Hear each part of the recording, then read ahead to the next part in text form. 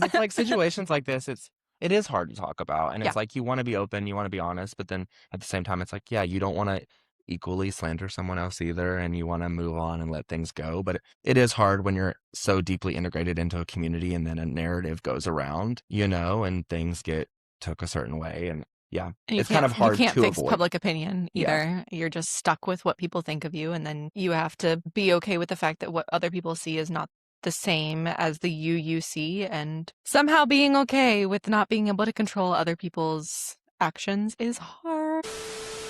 Hey, hi, hello, and thank you for tuning in to this episode of the Queer Vision Podcast. I am your co-host and co-founder of the Queer Vision Pod in Carolina, Coe, and this is... Hi, I'm Becca. She is the other half. We are sitting down today with Sirius. They are a publisher. They own their own publishing house. They're a drag entertainer. They are... Wonderful. Yeah, just a great queer person. This was a really fun conversation. I felt like things just flowed really easily. If there's any awkward spots, it's honestly because we were lagging when it came to technological things. But other than that, no, this was a really great conversation. They were really open, vulnerable about life, about everything. And we do love that here. We love that diving deep in and just like talking about all the things. We talked a little bit about event producing, talked about being resourceful within drag. Thinking outside of the box, not always having to break the bank. So I think this is a really good episode for anyone who wants to honestly, yeah, get into any of those things or just learn what the world is like a little bit more behind that curtain. So yeah, keep watching.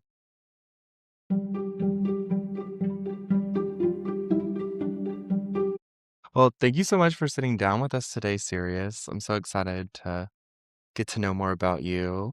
Yeah, it'll be fun to meet you. Yeah, thank you for having me. I'm very excited to meet both of you. Well, very bad introductions. My name is Sirius, and No, I you're good. run the Laughing Man House Publishing Company, which publishes queer horror fiction, dark fantasy, role-playing games, and the like. And we're based here in North Carolina, of course. I'm really excited to see your booth at the event. I'm excited to be there. I hope to have like some of my minis printed for the booth to go with the games because that's always Ooh, fun. that is going to be fun. I wish my boyfriend was going to be in the States so he could be at your booth, but I'll have to video it for him. Is he like a big gamer? Yeah. He's like obsessed with D&D, and he's reading the Warhammer series, which is like what, like 400 books or something? Oh my lord, yeah, that's an extensive that's an extensive fantasy series. Yeah, it's insane. Go ahead. And like Oh, the tabletops that I create are very they're very like beginner friendly because I'm personally Oh, like okay. not a math gay. And so like I don't um like I found when I was running like D&D 5e campaigns that a lot of people were having trouble like kind of grasping like the rules and like how to make the character sheets and like all that kind of stuff. And so I watered the actual character creation process down and like the combat down a lot because I'm also Mhm. not a combat gay. I like the role playing aspect of it. So like there's some combat, of course, and there's like all kinds of other conflict, but the dice rolls are far simpler to calculate and the character creation is far easier to do. Like you don't have to use like multiple dice for everything. You mostly use like 2d6s. And you can also incorporate like Okay. playing cards for like added pizzazz. But like a lot of it is like character and world focused. So like that's because that's that's where my passion is. It's awesome. It makes sense with mhm. the publishing house as well that that's your focus. Mm-hmm. Yeah, I've always been like because the world that the fantasy books are based in, or at least my fantasy books are part of a world I've been working on since I was like 12. So everything Mhm. is very like it's had a lot of time to develop. It's had a lot of time to like, stew in the crock pot. That. So what made you like, have you just always been a writer from the get-go, or what made you get into writing Oh yeah, and like then developing into the published house? I was writing in like I was homeschooled, so I have like no concept of grades. So like I Okay. was writing like as a like when I was like 11 or 12 Okay. and I I carried that on into adulthood because it's one of like the only things that like I really, really love and really, really care about. Like I enjoy doing other things as Mhm, well, but that's been like my like number one like personality trait since I was a kid. I really don't have a lot else Mm, going for me. But I do have like a hunger for fiction and a love for mhm, queer people and their stories and all the mhm, things that they do. So that's kind of why I developed the publishing house was because mhm, okay.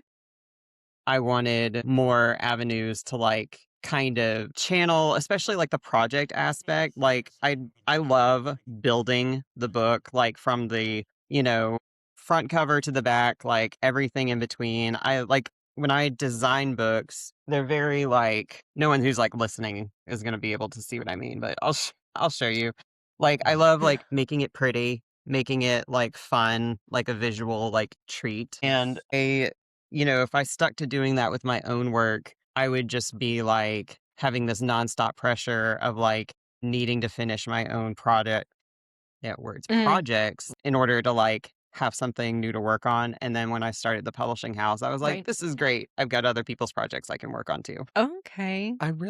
I love that take, Yeah. and I really love it too because even in, like, what we do and when it comes to, like, planning events and stuff, like, as we're event producing, we're starting now to expand a little bit more and, like, to work with other people who wanna do shows, like, Mhm. under us, and I think it's a very similar, like, process that we're actually in right now where it's like, "Okay, like, maybe I only have this bandwidth to do this many shows, but these people also wanna create something amazing, so why not take them under our wing, give them the assets that we have, and then let them expand and, like, do what they wanna do too, so Yeah. And we get to still do a lot of the fun stuff about, like, creating flyers yeah. and coming up with, like, fun ideas, Mhm. but, like, we don't have to do it all because other people are really excited too. Yeah. So similar vibe for sure. Mhm. Oh, for And you sure. also are a performer as well, correct?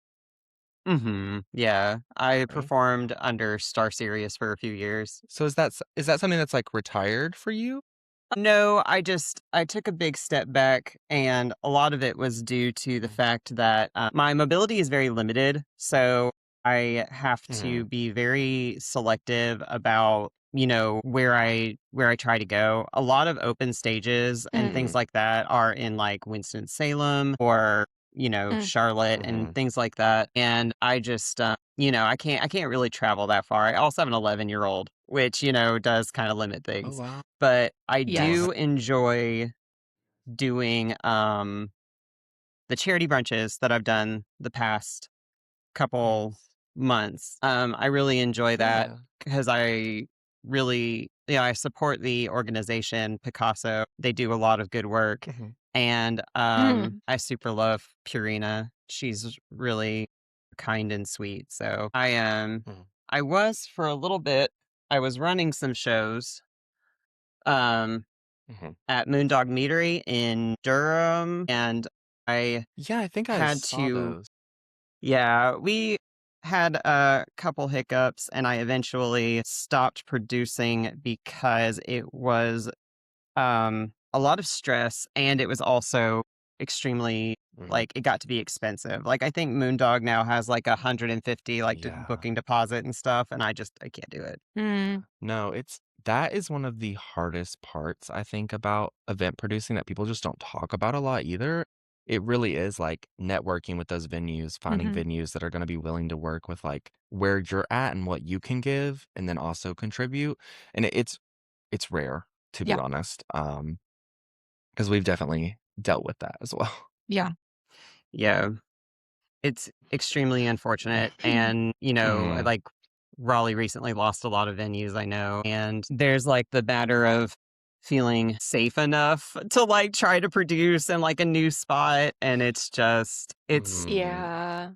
so much. It's so difficult. So what got you into performing and into producing in the first place? I I dated a producer, and we co-produced for a while, uh-huh, and, Love mhm, it. it was one of those things where, like, we didn't part on the best of terms. mhm. It's kind of sorry, I'm, like, kinda, like, wrapped up. I'm willing to answer, it's just No, hard you're to good, I talk understand. about. Um, Yeah, no, it's Yeah. so fine. Definitely don't Like, overshare anything that you don't feel comfortable. right. It's I had when we had a tumultuous relationship towards the end of our relationship, Mhm, and he has accused me of trying to purposely give him an STI, which was not true mm, because I had my medical records. I got tested like twice. I took antibiotics. I went through the whole 9 at Planned Parenthood. Like, I posted my screenshots to social mhm, media before and everything, mm, and it was a matter yeah, of a lot of people did not believe me, and Mm, I do still have friends in the community, and I do mhm, still have a lot of people that I love and respect, but that was very mhm, hard to be kind of, like, cut from your drag family because I lost a lot of mm, people that I'd mhm, worked very closely with over the years, and it was one of yeah, those situations where I didn't really know what it was gonna take for people to if I have medical records, which to me, I'm like, that's all the proof one could need is that I didn't do this. I yeah, mean, aside from the fact that, like, I would not do that. But, like, yeah, medically, that's something I wasn't capable of doing. So, that was a very difficult time mm, in my yeah, life, but that's why I got into it was because I was dating a producer. We co-produced for a mhm, while. After we broke up, I yeah, started producing a little bit on my own, but between finances mhm, and my mobility, it just wasn't feasible because mm, where I was producing was right. already quite a long drive. yeah. Sorry for the dump. No, It's No, no, we appreciate it, like, being honest and open and vulnerable. yeah, 100%. We it's appreciate it, and don't feel like you have to share anything that feels too much. Just tell us to move on, and we will. right. Yeah, no, for sure. And like for the most part, that's public information. Well, to the community, it's Mhm, public. I try not to talk yeah, about it like anymore because like that was almost like a year ago. So that's Mm, why mhm. I have put a lot more focus towards my publishing and stuff like that. And I think I was actually talking about somewhat of a similar concept to, like, a friend in the community, and I don't know, for me, it's, like, one of those things where obviously I haven't been in the situation where it's been something that's, like, that horrible and, like, someone slandering my name, and I feel like that is a lot to deal with for sure, like, 100%. But I think yeah, it's one of those things where it's like, okay, you take note of who's there for you and who yeah, you can trust and who's gonna have your back. And then sadly, you keep moving and you find the new people who will see you for who you really are as a person and take your word seriously. And yeah, I'm sorry that happened. And I know relationships get messy and things happen at the end. And sometimes it doesn't make someone a horrible person, but the situation was not great. Well, maybe this situation is. maybe Anyway, maybe this one. the point the point is, you seem to be doing I'm just glad that you've got a good head on it. It seems like you've got a good head on the situation. Thank you. I'm only like this is Oh, like my default of like I'm just like very flustered. So I'm sorry that like I'm like super no, you're fine. No, Same. I'm the same way because it's like situations like this, it is hard to talk about, and Yeah, it's like you wanna be open, you wanna be honest, but then at the same time, it's like, yeah, you don't wanna equally slander someone else either, and you wanna move on and let things go, but it is hard when you're so deeply integrated into a community and then a narrative goes around, and things get took a certain way, and yeah, and it's kind of you hard can't to fix avoid. public opinion Yeah. either. You're just stuck with what people think of you, and then you have to be okay with the fact that what other people see is not the same as the you see, and somehow being okay with not being able to control other people's actions is hard. Yeah, especially since like I have I think my principal sin is pride and not being able Mm, to effectively clear my name or just like have people like I don't know, feeling like very what's the word? Feeling like downtrodden, mm, feeling Mhm. very like a lot of people were just kind of looking for an excuse to get rid of me. And not for any Yeah. reason, because, it's Yeah. not right. like and I'm not a titan in the industry. I'm not Jarvis Hammer. But like Mhm. it's just kind of like, God damn. It's like, people are like Yeah. that, I guess. It can feel like that sometimes, for sure.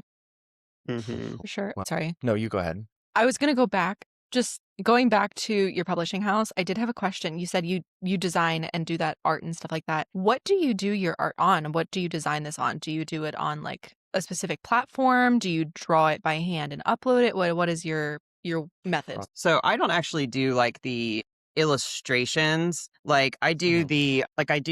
when I do like these headers and stuff that were in here, these are like a Photoshop. And Okay. but when I have illustrations that are like these, my goodness, there he is. I have illustrations that are like these. I actually outsource Mhm. those to an artist. Oh, So I work with several artists, and then like I'll do like these things myself. Mhm. okay. But yeah, I use mostly like Photoshop for that kind of stuff. And Mhm. for the majority, I try to go out of my way to like hire other queer artists Mhm. and, and of course, like other artists that are like within the horror community. But like, I'm very Mhm. anti Gen AI. So Mhm. I try to keep a good relationship with a lot of different people. I've met a lot of Okay. different talented people that way. And I also try to go like local when it's possible. Every now and Mhm. then, like, especially back when I was doing shows, I would, like, run into people who, like, also did art, and I would get their Mhm. info because I'm just like, I always need, like, somebody to jump Yes. on board. Right. No, that is so real, and I think that's really comes down to that community aspect and how important it can be just to, like, socialize and get to know people because I think that is something that people just, I don't know, forget about, like, obviously, people wanna get paid for their work, but there's a lot of people who will also work with you where you're at. Right. Who also just want to create good things and create art. Obviously, I believe in paying artists and I want to pay artists to the full of my capability. But I also think, Mhm, a lot of people's excuse for using AI art is, oh, I don't have the money. I don't have the skills. I don't have this or that. But I think when you are able to just like widen your lens a little bit, you realize, okay, maybe I can let go of some of the rules I have around art and it's a Mhm. little less perfect and let me lean into my style or let me outsource to people who just enjoy drawing, you know? mhm. And I know that's a privilege within itself to, like, be able to know people, but I think I don't know. There's a lot of people that want to help you because they know in some way it's helping them, whether it's because of your advertising or Mhm. because you can help them pick up groceries. Like Yeah, that connection piece, I think, is important. 100%. Let's do bartering because capitalism sucks. That Oh, part. very. Oh, yeah. I fully believe in, like, the bartering system. Like, I know a lot of people who, like, trade things where, they'll be Mhm, like, if you do, like, the art, like, I'll, like, edit something for you or, mhm, Mm, like, stuff like that. And, yeah, I definitely think there's, like, no excuse to use Gen AI because, like, yeah, you're mhm, totally right. Like, you can trade with somebody or sometimes people will work with you, like, to build their portfolio, and mm, sometimes mhm, people will do, like, payment plans, like, like, there is mhm, a full range and, like, all kinds of, like, types of collaboration. And it's just kind of like a matter of digging, because even if you don't know them personally, like, you mm, mhm, can like, I've gone on Threads deep dives, like, I've typed in, like, like, oh, and, like, Blue Sky does, like, portfolio day. So, like, you can go on Blue oh, I didn't Sky know and that. you can see that, yeah, like, a bunch of artists will, like, post their work and, like, reblog each other's Mm, work and, like, then you can see their style, that's go check them awesome. out, check out their rates. It's a pretty good way to discover new people. we should get on Blue Sky. We're on Blue Sky, but Okay, we're we just should not actually be on on there Blue right now. Sky. There is a profile, but it's, It's empty. so also I did have a question that kinda came up earlier with, like I know you said, like, you love that being in that fiction world and being able to, like, illustrate queer stories and, like, share that. Do you feel like that kind of also tied into you wanting to do drag some? Like, do you feel like the fiction of it all and being able to, like, because I feel like a lot of entertainers, that is a lot of it. It's, like, just being able to create that other world and that other space where you can Mm, I don't know, be this stronger, confident version of yourself, I guess, that we're not always or like the parts that we're told we're not allowed to be mm, sometimes, because of Oh, society. for sure. For Yeah. sure. Like, I do a lot of I guess it I guess if you do it in your closet, it's still drag, but, like, I do a lot of drag of, like, my, Yeah. one of my well, a lot of my characters, and, Mhm. um, I love being, like, in, like, a fantasy skin. I do a lot of blue makeup. Even when I don't do blue Yes. makeup, I'll still do, like, fantasy characters, but Hmm.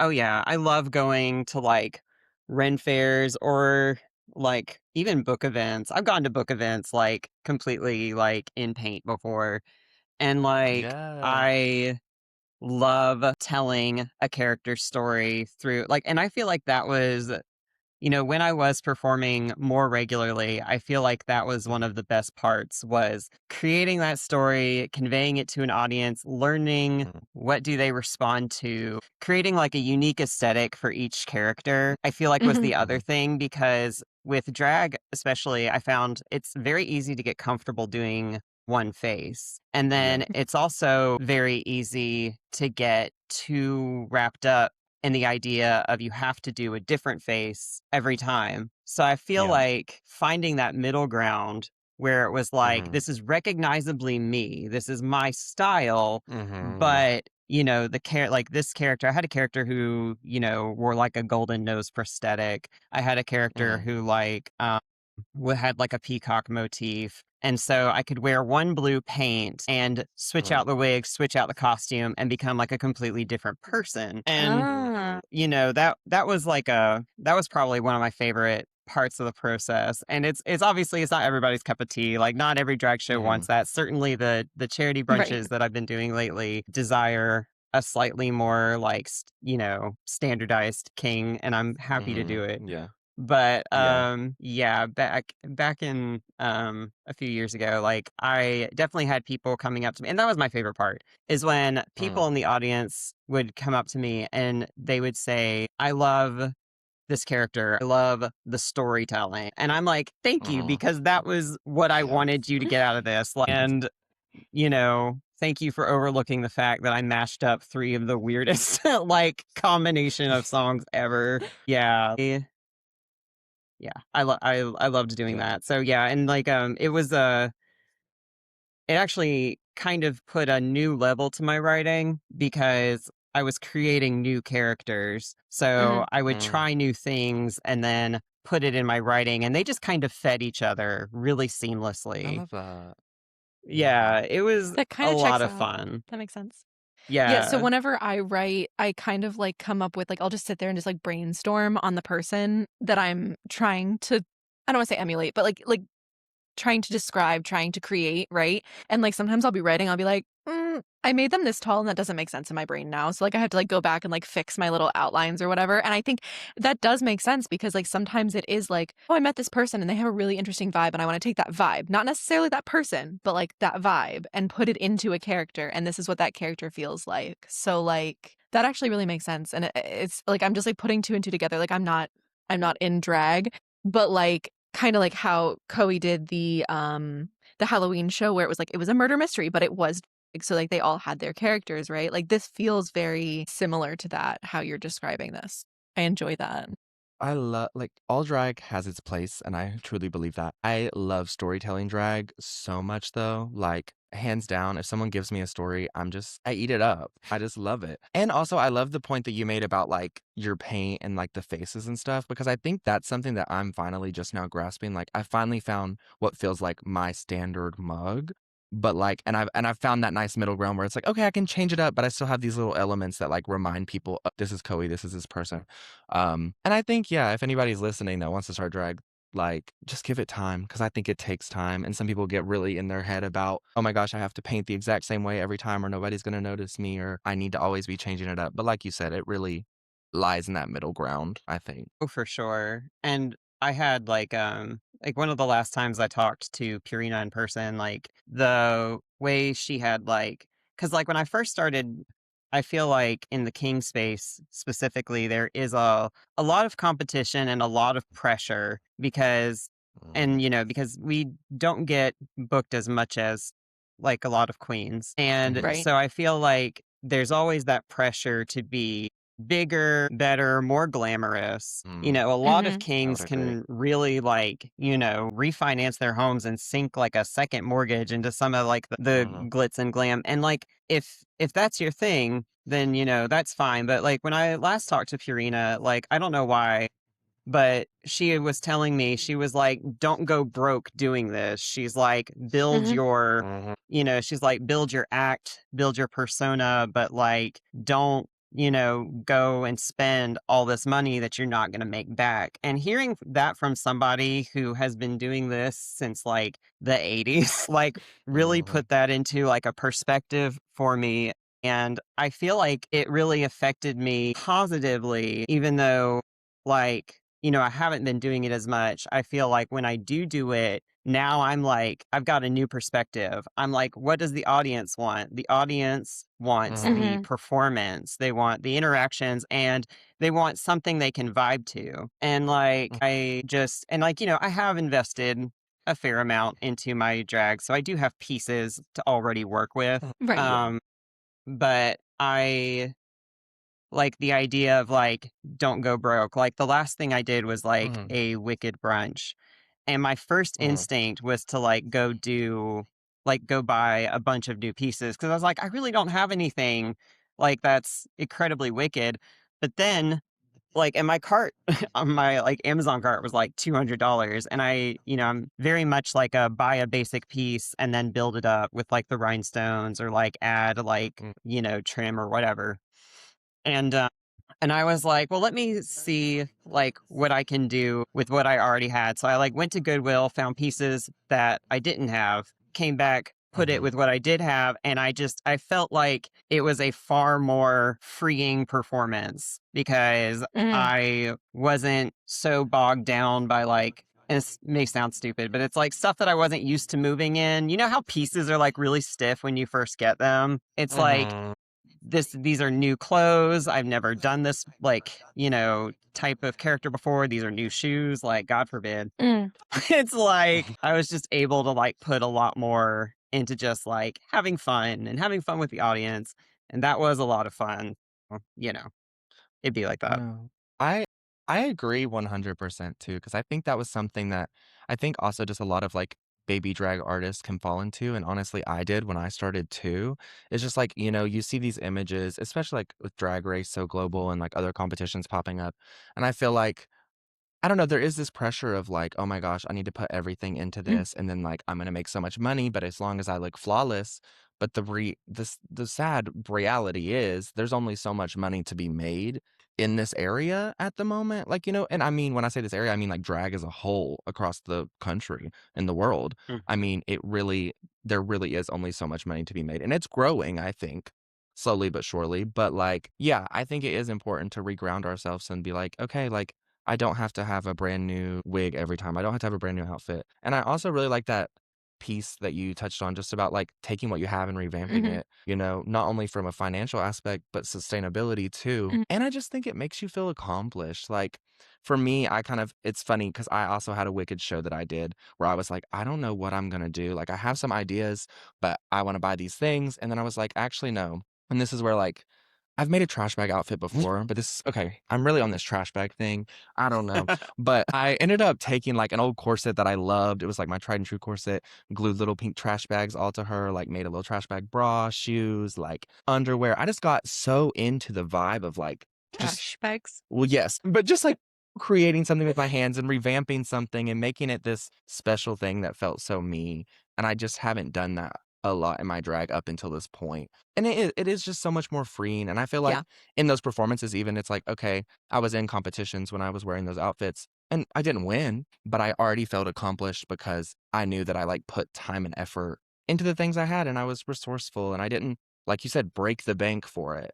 Yeah. So yeah, I think it's just like thinking outside that box a little bit. Look around, be like, what can I glue? What can I put together? What can I It sew? feels like that's a thing with just like all events in general too. Like it's so easy to be like, I want this to be perfect. And Mhm. then you're like, it'll be perfect if I spend $10,000. And then you're like, but I can only actually make like $2,000 from this Yes, event. And so like, okay. And then you disappoint yourself with like exactly. what you're buying. So instead just being like, okay, who can I like get with and we can like have a fun craft day Yeah. or like, I don't know, Just like finding, yeah. And I think it goes back to like a good also little DIY wedding. gratitude. Some I feel like plays into it too. Just like, I don't know, sitting with the things you have and just Yeah. how do we make this work? And also just like creativity because you can sit there and be like, what I have, okay, well, I'm looking at toothpicks. Mhm. Well, what can they be? Like, this isn't just toothpicks. This is centerpieces. I don't know why I picked toothpicks for that one. but Yes, toothpicks and repeat.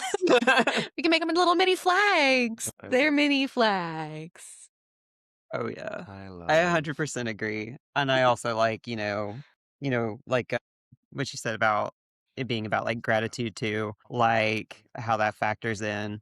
And yeah, like being crafty about it, being thrifty, savvy, however you want to frame it. It's community building Mhm. and it's like also yeah, like sustainability, I think you brought up at one point, and I'm Mhm. like, that Yeah. is absolutely true. Like right now we have like so much fast fashion pollution that I would Mhm. rather like start reduce, reusing, recycle. And it Mhm. honestly factored into like how I do my book packaging too. Because when I first started out, I was like, I thought I needed so many extra things to put into these packages. Like, because you go on like I don't know if you guys go on Book Talk. Yeah, I was I live there. It's fine. I love watching like book packaging videos. They're like, I just scroll all the way through them. So, but then you start realizing, well, how much money am I putting into like pens and baubles and odds and ends versus how much of that money can I put into like having a good product? Not to refer to my books as a product, but at the end of the day, like as a publisher, that is what they are. So it's like, Mhm. how can I make this like what the reader is actually investing in, both like with their Mhm. time and their money and their energy and like all that stuff, like worth it? And Hmm. like, don't get me wrong, I still like I wrap my books, I put stickers all over them, I write little thank you notes, Mhm. like I do add like pens and stuff. Like I do want it to feel like I want the reader to feel like they're appreciated. And I also like the Mhm. idea of them getting their book and it's almost like a gift. They're like, "Oh, it's so pretty. I put little wax seals on them." But I'm not as obsessed with Yes. like all the extra random stuff that I used to be because I'm like and I also I think part of that was getting on like what is it like de-influencing side of YouTube Hmm. where Mhm. people are like, Yeah. we don't care about all the extra like stuff that's going to end up in a landfill and I'm like, I guess that's a good point. like, Yeah. Yeah. Yeah. There's a happy middle ground, I think. Yeah, Like, so exactly. my other job is as an organizer, right? And like there's a happy medium between like I need to declutter because everything is here and I'm just stressed out and I want to like feel not stressed when I come home, and like Marie Kondo where you're getting rid of everything doesn't make you happy because like you can't, right? If I did that, I'd get rid of all my bills, right? And you can't do that. But like I think like the book thing, I do like blind date with the book. So like I take the books and I was like, what can I add to this that people will enjoy? And I was like, I see so many things with like these sticky notes and like all the extras and things like that. And I'm like, well, I think pens people will use whether they do this or not. I think bookmarks people will use because they like books, but I'm not adding sticky notes because people aren't going to use them most of the time. How many people do we see that actually like annotate their books, right? So like thinking through the process of like what will people use, whether they use it for this specific thing or not, right? And I think that's like you're also adding to people's like humanity, like you were saying, like feeling appreciated and feeling like they are getting a gift because they are. They get to read a cool book, right? But they also get to open it and unwrap it and feel like loved and happy while also getting pretty stickers and stuff. Like, I don't know. There's a happy medium of like we need to stop buying so much stuff and we need to enjoy our lives. Oh yeah. Like I That was am a long-winded, sorry. no, like I'm an infamous pen hoarder. I so relate. It's so Mm. hard to be like, like who actually annotates your books because it's just like, well, I mean like, but they could. Like what if they decide to and then Yeah, Mhm. they no, they don't have could. sticky notes? Yeah. No, bro. Then they can go to the dollar store.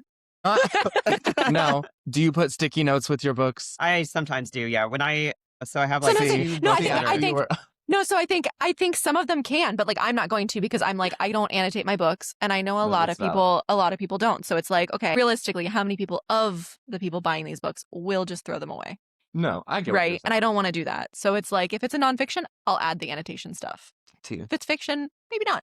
And I think it's also, that yeah, makes it's just that sense. Yeah. quality over quantity thing too is what it makes me think of. Like, just like reevaluating and being like, okay, what can I like reasonably give that's going to make this quality, and Hmm. then not overdoing it where it's like, okay, now I just feel like there's a bunch of random shit Yeah. in here.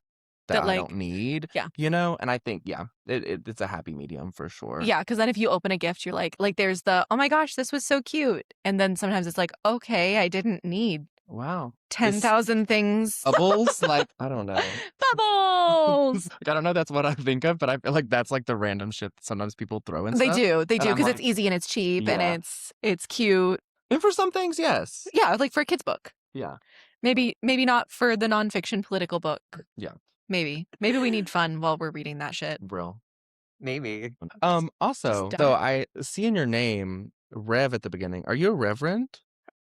Or Okay, so like is that correct? it's like technically like yeah, I do have like the certification and it's also a bit like please don't judge me. So here's the thing. No, I love a good bit.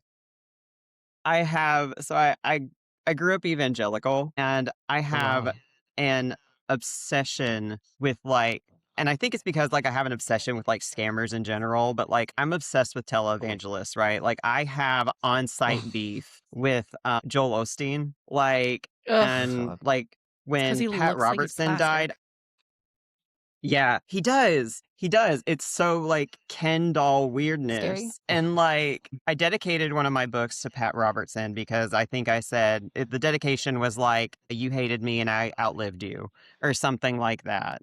Like Tea. so I play the character and it's something I do in drag also. Like I play the character of like a reverend of a televangelist. And so I'm actually I live. starting a and he's like a white trash one too, like because that's me, that's my roots. So like I put live. a lot into this guy.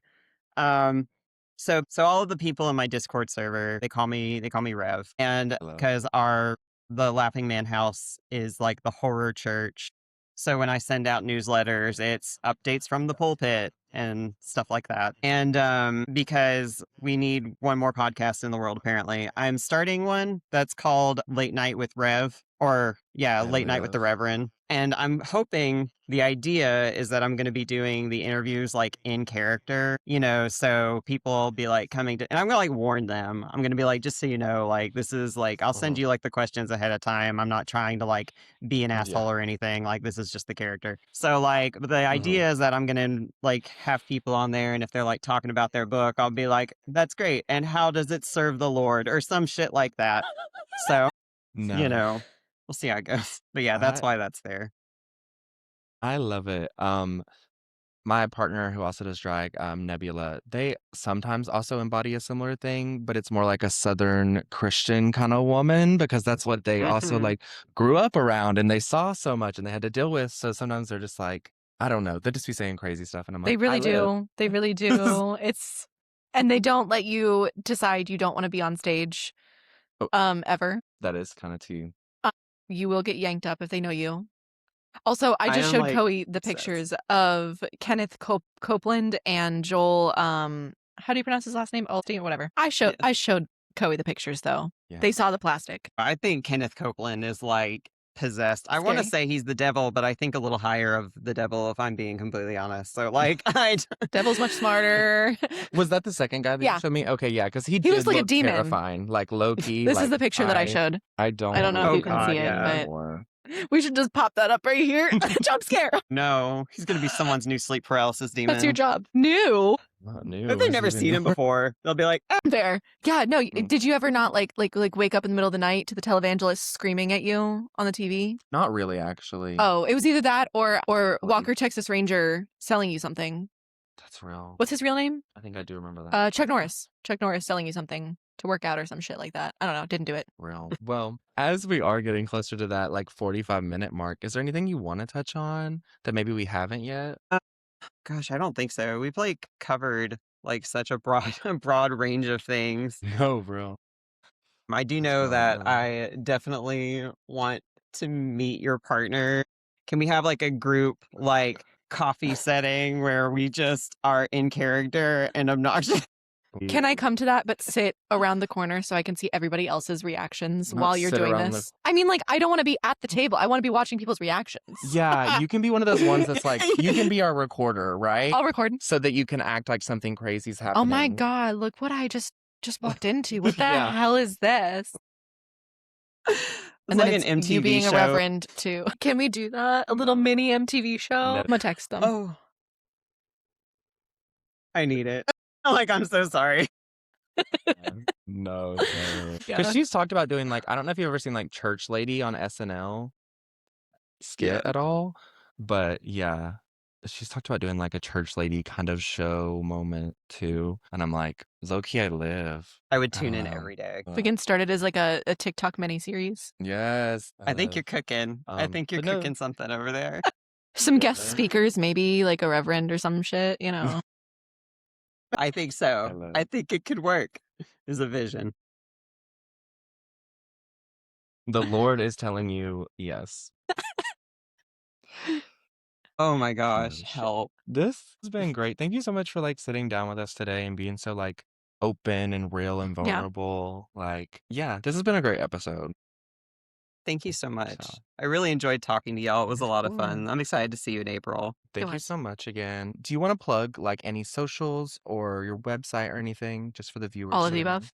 Yeah. Oh, for sure. So you can shop our books at lmhpub.com. We are on Instagram as the Laughing Man House Pub, and you can submit to our magazine. We have a religious horror literary magazine that is quarterly, and right now we're accepting submissions for our February issue, and the theme is Vengeance is Mine. So Okay. exciting. Yeah. How much is the subscription for that by you have- chance? I Or believe I'll how have to much is double it to get? check. I'm sorry. I'll have to double check the website. I think it's like 16 a month. Not 16 a month, 16 per issue. So, Okay. like in that range, like if you buy them all a year, I think you get a discount. I'll have to go double check my listing out. because I recently updated it. Yeah. Yeah. You're good. We can always, Yeah, we can always add check in it the show out, but notes. I know I'll forget things, so if you just, it gives me a price range. Yeah, I'll shoot you the info. Awesome. Well, I'm excited to work with you in the future. I'm excited to work with y'all. Thank you so much for having me. I really appreciate it. I had a lot of fun. Thank you for being here. Thank you. Well, I hope you enjoy your weekend. You too.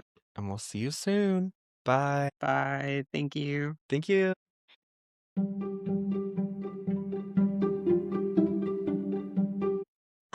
I just died. Thank you so much for listening to this episode of the Queer Vision podcast where we interviewed Sirius.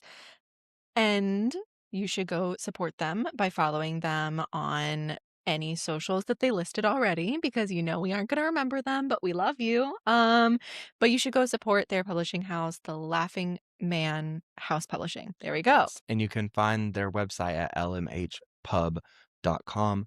Don't ask how I remembered that and she didn't. It's probably because I'm medicated and she can't, or she'll die because she has a heart condition. If you're not like kept up, I'm filling you in.